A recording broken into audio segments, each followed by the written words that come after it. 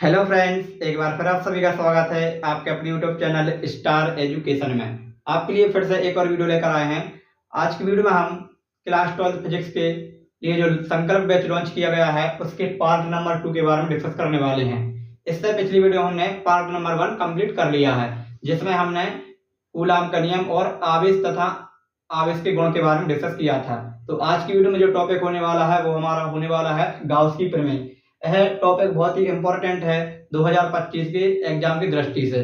तो आप वीडियो में शुरू से लेकर अंत तक बने रहें और यदि वीडियो पसंद आए तो वीडियो को लाइक जरूर करें। तो आइए स्टार्ट करते हैं आज का हमारा वीडियो। तो आज की वीडियो हम देखेंगे गाउस की प्रमेय। तो गाउस की प्रमेय क्या है, इसे किस प्रकार से प्रूव्ड किया गया, उसके बारे में आज हम डिस्कस करेंगे। तो लिखा हुआ है कि किसी बंद पृष्ठ से संबद्ध विद्युत फ्लक्स उस पृष्ठ के अंदर उपस्थित आवेश का 1/ε0 गुना होता है। यानी क्या कहा गया है कि किसी बंद पृष्ठ से संबद्ध विद्युत फ्लक्स, तो विद्युत फ्लक्स होता है फाई, उस पृष्ठ के अंदर उपस्थित आवेश का, किसका, आवेश का कितने गुना, 1/ε, तो 1/ε0 गुना होता है। यानी 1/ε0 और Q का जब गुणा करेंगे तो हमें विद्युत फ्लक्स मिलेगा। तो ये कैसे प्रूव्ड होता है इसके बारे में आज हम डिस्कस करने वाले हैं। तो सबसे पहले हम एक डायग्राम बनाएंगे। तो यहाँ पर एक डायग्राम बना लेते हैं। पृष्ठ किसी प्रकार का बना सकते हैं। इस पृष्ठ से संबद्ध विद्युत फ्लक्स हमने मान लिया फाई है। इस पृष्ठ के अंदर हमने यहाँ पर मान लो एक बिंदु मान लिया O और इस पर हमने प्लस Q आवेश रख दिया। तो इस प्लस Q आवेश के कारण विद्युत क्षेत्र की तीव्रता हो जाएगी E, जो कि बाहर की ओर रहती है प्लस के कारण।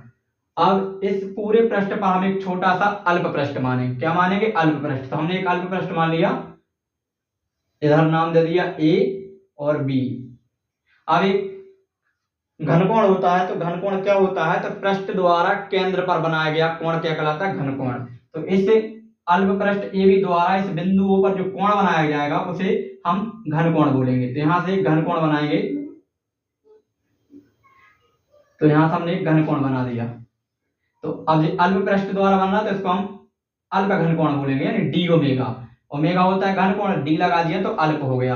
अब बिंदु O से R दूरी पर, बिंदु O से R दूरी पर एक हम बिंदु P मान लेंगे यहां पर, ठीक। और इस अल्प पृष्ठ का क्षेत्रफल मान लिया हमने ds वेक्टर और इन दोनों के बीच का कोण मान लिया थीटा। हमारा चित्र बन के कंप्लीट हो गया है। अब इसको हम प्रूव करेंगे। तो सबसे पहले हम लिखेंगे इस अल्प पृष्ठ AB से संबद्ध विद्युत फ्लक्स। तो लिख देंगे अल्प पृष्ठ AB से संबद्ध विद्युत फ्लक्स। तो विद्युत फ्लक्स क्या होता है, तो विद्युत फ्लक्स होता है फाई, अल्प निकालो तो डी लगा दिया। विद्युत फ्लक्स विद्युत क्षेत्र की तीव्रता और क्षेत्रफल कि ये दोनों सदिश हैं, इन सदिशों का अदिश गुणनफल होता है। अब यहां से हम जब वेक्टर और डॉट हटाएंगे तो cos थीटा आ जाएगा। तो d फाई बराबर E ds cos थीटा आ जाएगा। अब E क्या है, तो E होती है विद्युत क्षेत्र की तीव्रता। तो इसका फॉर्मूला आप याद रखेंगे, इस पे से 2025 में न्यूमेरिकल आया था। तो E बराबर होता है 1/4 पाई एप्सिलॉन नॉट Q बटे K R स्क्वायर। इसको भी हम प्रूव करेंगे आगे। तो E का एक मान होता है, तो यहाँ पर पुट कर देंगे तो डी फाई इक्वल टू में 1/4 पाई एप्सिलॉन नॉट Q बटे के आर स्क्वायर और ये ds cos थीटा। ये हमारा आ गया अल्प पृष्ठ से संबद्ध विद्युत फ्लक्स। अब अल्प पृष्ठ यानी इसका मान आ गया, इस AB का। लेकिन ये पूरे पृष्ठ की जब बात करेंगे तो इस पृष्ठ पर अनंत अल्प पृष्ठ उपस्थित होंगे। तो अब उन अनंत अल्प पृष्ठ को हम बार बार थोड़ी इस प्रकार से निकालेंगे। तो हम क्या करेंगे, एक बार निकाल के इसका समाकलन कर देंगे। यानी एक बार जो अल्प पृष्ठ का मान निकल के आएगा उसका हम समाकलन करेंगे तो हमें पूरे पृष्ठ का मिल जाएगा। तो हम लिखेंगे संपूर्ण पृष्ठ, संपूर्ण पृष्ठ से संबद्ध, संपूर्ण पृष्ठ से संबद्ध विद्युत फ्लक्स, विद्युत फ्लक्स। तो क्या हो जाएगा, संपूर्ण पृष्ठ हो जाएगा फाई। अब हमें संपूर्ण से निकालना तो इस अल्प का समाकलन करेंगे। लिखेंगे समाकलन सरफेस, यानी सतह का समाकलन। जो सतह बनी हुई है इसका क्या करना, समाकलन, और डी फाई इक्वेशन नंबर 1।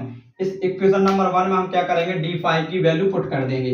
तो phi is equal to surface of समाकलन 1/4 पाई एप्सिलॉन नॉट क्यू बटे k r square d s cos theta. अब इस समाकलन के बाहर सभी राशियां बाहर निकलेंगी जो कि कांस्टेंट है, नियत है, बाकी सब अंदर रहेगा। तो 1/4 पाई एप्सिलॉन नॉट क्यू बटे के को बाहर कर लेंगे। तो phi is equal to 1/4 pi not Q बटे के समाकलन ऑफ सरफेस, इसके अंदर रहेगा क्या क्या, डी एस कॉस थीटा बटे आर स्क्वायर। ये डी एस कॉस थीटा बटे आर स्क्वायर है, जो है किसका, डी ओमेगा यानी घन कोण का मान। किसका मान है जी, घन कोण का। लेकिन इसके आगे लगा हुआ है समाकलन, समाकलन यानी पूरे कोण का मान। तो पूरा कोण हो जाएगा हमारा ओमेगा और इसकी वैल्यू हो जाती है समाकलन डी एस कॉस थीटा बटे आर स्क्वायर। तो क्या करेंगे, इस पूरी की वैल्यू क्या है, ओमेगा, तो उठाकर यहाँ पर पुट कर देंगे। तो phi is equal to 1/4 pi epsilon not Q बटे के इंटू ओमेगा। अब ये ओमेगा क्या है, घन कोण। तो ओमेगा का मान कितना होता है, तो ओमेगा का मान होता है 4 पाई। कैसे होता है, तो यहाँ पर मैं आपके लिए एक्सप्लेन करता हूं। तो घन कोण ओमेगा बराबर होता है गोले का पृष्ठीय क्षेत्रफल। तो गोले का पृष्ठीय क्षेत्रफल होता है 4 पाई आर स्क्वायर और बटे में यहां से यहां तक की दूरी का वर्ग, यानी केंद्र से परिधि तक की दूरी क्या है, आर। तो आर का स्क्वायर, इससे इसको कैंसिल करेंगे तो ओमेगा बराबर हो जाएगा 4 पाई, यानी ओमेगा का मान 4 पाई होता है। तो इस ओमेगा की जगह पर 4 पाई पुट कर देंगे। तो यहाँ पर नोट करेंगे क्या हो जाएगा, phi is equal to 1/4 pi epsilon not Q बटे के। इस ओमेगा की वैल्यू क्या हो जाएगी, 4 पाई। तो यहाँ पर पुट करेंगे 4 पाई, लेकिन ये 4 पाई होती कब है, जब ये बिंदु पृष्ठ के अंदर उपस्थित हो। यदि बाहर उपस्थित होगा तो फिर इसका मान 4 पाई नहीं होगा, अंदर होगा तभी इसका मान 4 पाई होगा। इस 4 पाई से इस 4 पाई को कैंसिल करेंगे। तो phi is equal to epsilon naught Q बटे के। अब के क्या है यहाँ पर, तो के है परावैद्युतांक। परावैद्युतांक के है और इसका मान अलग अलग माध्यम के लिए अलग अलग होता है। तो अभी हम बात कर रहे हैं वायु या निर्वात की, लिखेंगे वायु या निर्वात। तो वायु या निर्वात में के की वैल्यू होती है 1। तो यहाँ पर इसकी वैल्यू 1 पुट करेंगे तो phi is equal to epsilon naught into Q. ये हमारी गाउस की में प्रूव्ड होती है, इसी को हमें प्रूव्ड करना था। तो आप इसको अच्छी तरीके से नोट कर रहे हैं और एक बात जरूर ध्यान रखें, आपको नोट जरूर बनाते चलना है साथ में और उनकी बार बार प्रैक्टिस करना है। तो ये हमारा क्वेश्चन नंबर 3 था। 2 क्वेश्चन इससे लास्ट वीडियो में कंप्लीट हो चुके हैं। इसमें हमने गाउस की प्रमेय के बारे में डिस्कस किया है। यदि आप सभी को क्वेश्चन समझ आ गया हो तो आप कमेंट करके जरूर बताएं और इस क्वेश्चन में जो भी डाउट है आप उसको कमेंट करके बताएं। नेक्स्ट वीडियो में सबसे पहले आपका वह डाउट क्लियर कराया जाएगा, उसके बाद आगे ही क्वेश्चन को पढ़ाया जाएगा। मेरा सिर्फ एक ही लक्ष्य है कि आपको इस संकल्प बैच की सहायता से अच्छे से अच्छे नंबर लाना है, क्योंकि इसमें सिर्फ वही क्वेश्चन सॉल्व कराए जा रहे हैं जो कि बिल्कुल एग्जाम में आने ही हैं। तो आप हमारे संकल्प बैच से जुड़ना ना भूलें और हो सके तो आप यह वीडियो अधिक से अधिक अपने फ्रेंड्स के पास शेयर करें, स्टेटस पर लगाएं, ताकि अधिक से अधिक बच्चे इस चैनल से जुड़ सकें। तो मिलेंगे नेक्स्ट वीडियो में, तब तक के लिए जय हिंद जय भारत।